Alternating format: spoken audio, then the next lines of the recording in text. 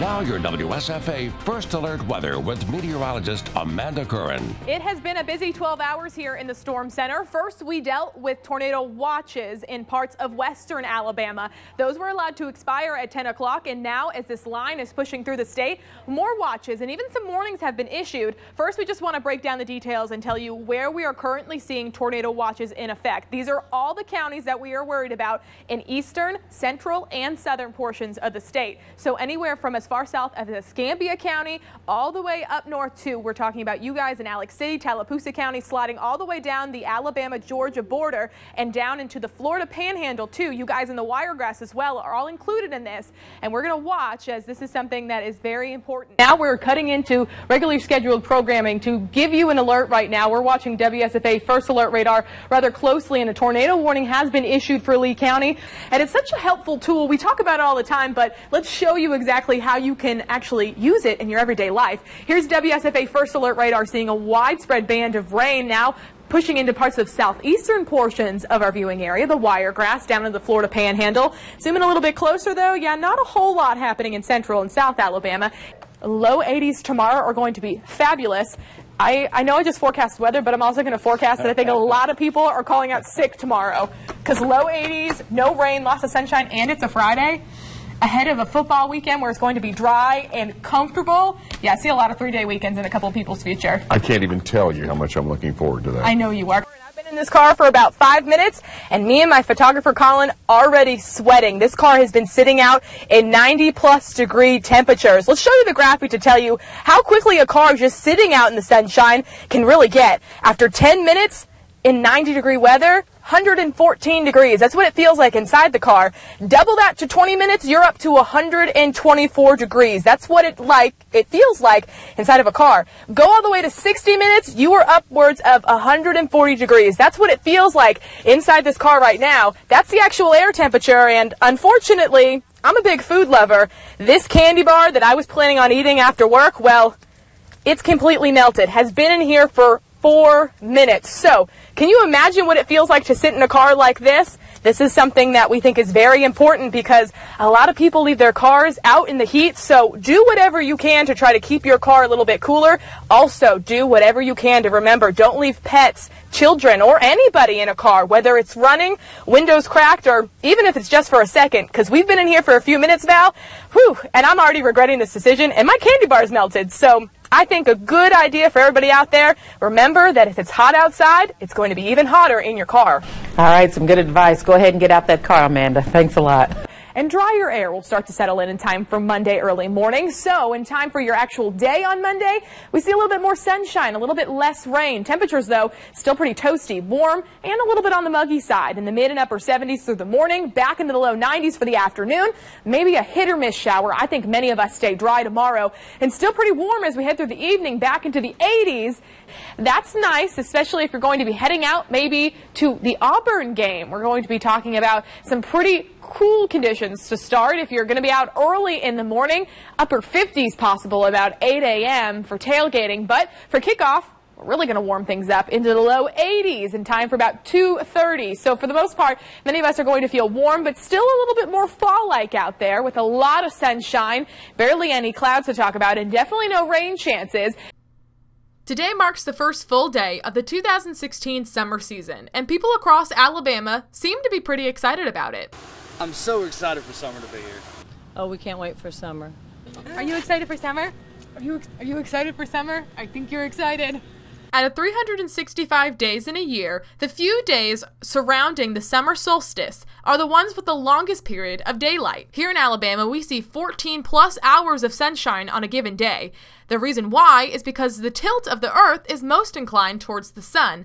This allows for maximum sunlight, but it also means that you and your loved ones are exposed to the maximum strength of the sun. So, dermatologists suggest planning activities during certain times of the day when the angle of the sun is lower in the sky. Remember, the sun's rays are strongest between the late morning and the afternoon hours. A good rule of thumb is, if you see your shadow and it's shorter than you, seek shelter. If you have to be outside during the peak hours of the day, make sure you stay protected. Doctors advise that when you're buying sunscreen, the bottle should say broad spectrum, have an SPF of 30 or higher, and if you plan to be in and out of the water, make sure it says water resistant.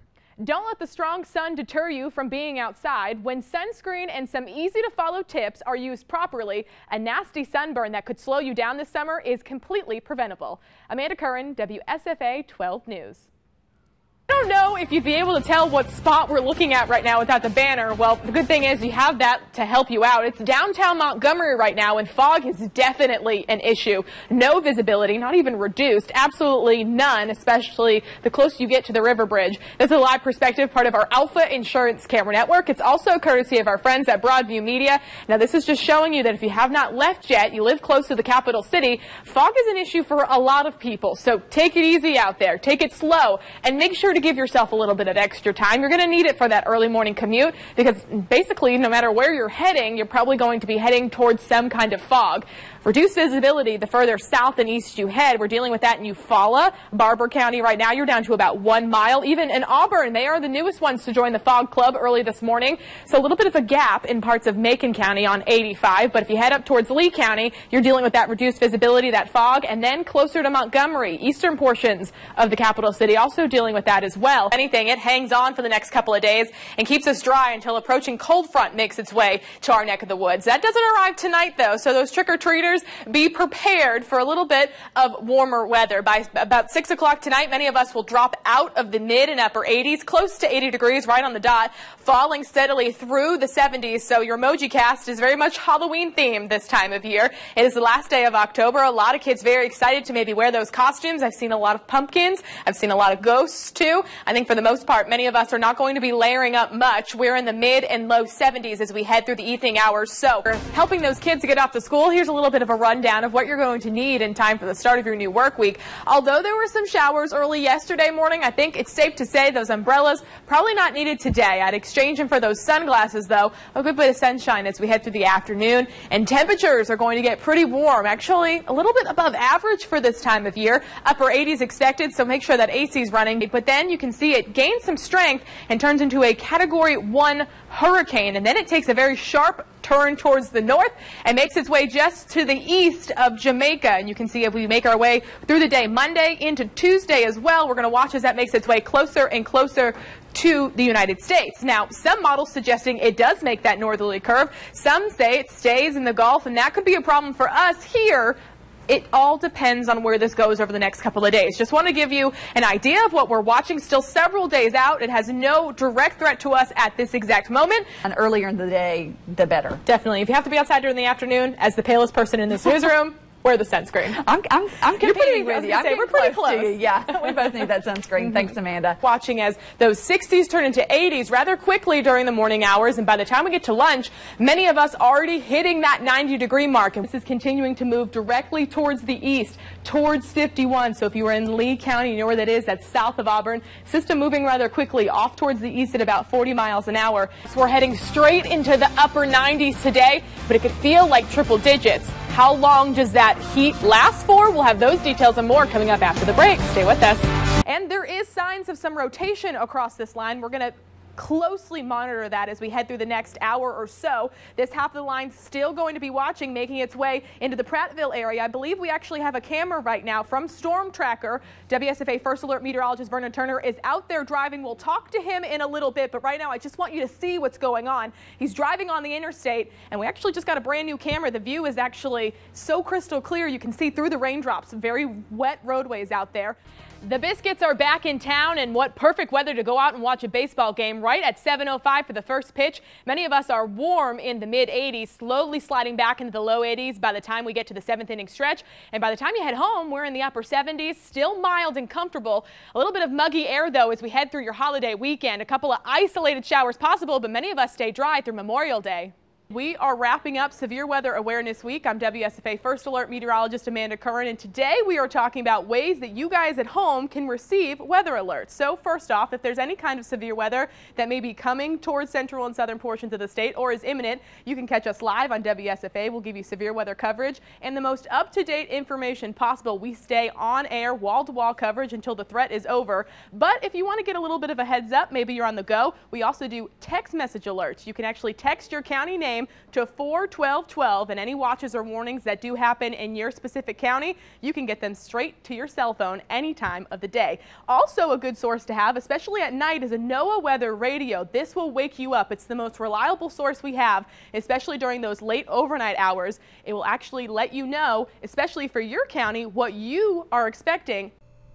No matter where you go across the state of Alabama, if you're outside during the summer months, it's going to be hot. Especially this time of the year where the temperatures are soaring above the 90s. I sat down with Dr. Nandini Ramroop from Montgomery Primary Medicine Associates. Dr. Ramroop says everyone should be mindful of their bodies while outside because heat-related illnesses can occur quickly.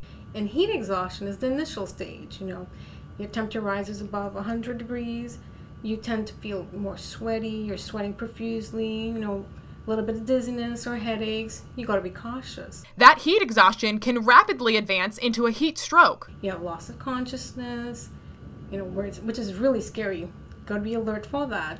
You don't sweat as much because your body loses the ability to stay cool at that point. So you actually are dry, pale. Those are the warning signs you wanna look out for as well for heat stroke.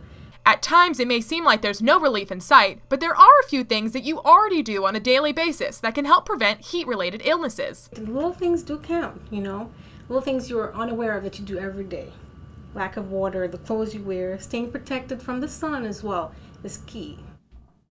The bottom line, on a hot day like today, heat can sneak up on you quickly. Make yourself familiar with the symptoms and be prepared to take action if heat begins to overtake somebody. Dr. Ramroop suggests rapid response if you or anybody you know has symptoms related to heat exhaustion or stroke. That means getting them out of the sun, cooling them off, and calling for help if needed. Amanda Curran, WSFA 12 News.